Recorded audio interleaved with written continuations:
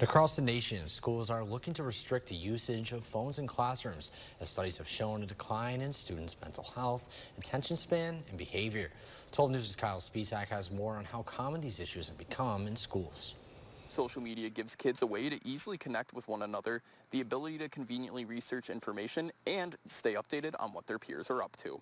However, studies have shown that it has also led to a decline in attention span, behavior, and mental health. 20 minutes. It takes a child 20 minutes to refocus. High school and middle school classes are generally 40 minutes long, so just one text can take away half of their learning time. Suzanne McLeod used to be the superintendent of the Union Endicott School District and worked in schools throughout the emergence of social media. She says new reports show students are avoiding participating in class in fear of being made fun of online.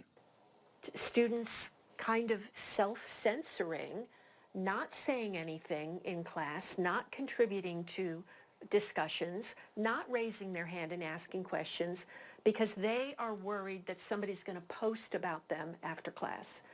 Along with the distraction it causes, McLeod says that the culture of social media is also leading to higher rates of depression in students. And you get a steady diet of that and you start to think, is everybody else living a better life than I am?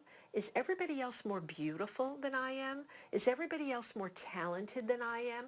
And that can take its toll definitely on children. I think it takes its toll on adults too. McLeod suggests that adults need to set a better example when it comes to social media to limit the negative effects on children. I'm Kyle Spisak, 12 News, Broome County.